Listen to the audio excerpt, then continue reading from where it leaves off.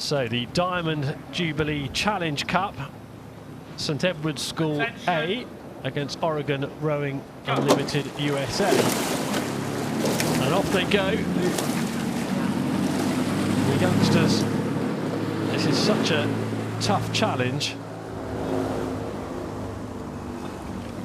And they have made a good fist of that, particularly the visitors from America on the Buck Station. So that's off Temple Island, and now we join the action live.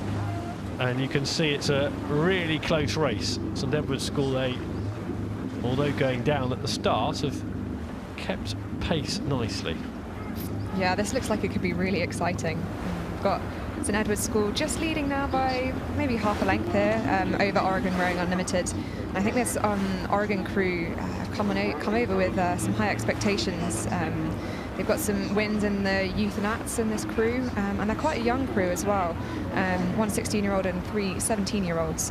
So I wonder if they're thinking about racing it this year, seeing how it goes, and maybe coming back again next year as well.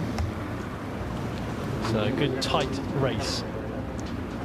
Got the St Edward's School A boat there. See Albion Brewster, Roxy Welford, Kaylee Batchelor and Elsa Marino in a stroke seat.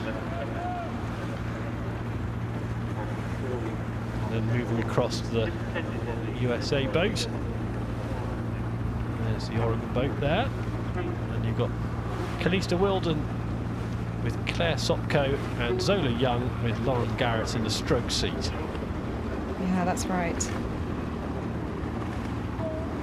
This is a very good race. It's exciting. It looks to me like St Edward's are a little bit longer under the water, slightly lower rate. And the Oregon Rowing Unlimited crew, a bit higher rate, slightly shorter strokes. So the 3/4 mile mark there, the boards are up, and that just shows you those two red numbers. That's a visual representation of the positioning on the water, how close the 2 and the 1 are. Yeah, it looks like Teddies have got just a canvas lead there. There must be lots of calls going on inside these boats at the moment. It can be quite nerve-wracking still being side by side. Sometimes you're looking across just going, please just go away. But both of these boats are going to be doing absolutely everything to see if they can get their nose out and just ease out a bit more of a margin. Yeah, fantastic sculling there. Nagging at each other, aren't they? Neither will be shaken off. And without Coxes in this one, it's all down to those. So look across and try and work out the margins. The communication's fascinating in a boat like this, and particularly in a race like this, where relatively young athletes on the water. A lot for them to talk about, think about in a situation like this. What a great experience this is. Oh, it looks to me like Oregon. Yeah, they've just made a bit of a move, haven't they? They've just managed to pull through. They're at pretty high strokes per minute, and they're just moving through St Edward's School. They're at 35, 37 strokes per minute. On the left of your picture, Oregon, a push there. Will it be a crucial and decisive push, or what will Teddy's response be? Yeah, we'll see. Just watching now Kalista Wilden in the bow seat of the Oregon crew. She's a 4-time national medalist and 2-time national champion over in the US. The only person in the country to take home a national medal in 2 separate events in 2022, in the under-17 single and quad in the same year.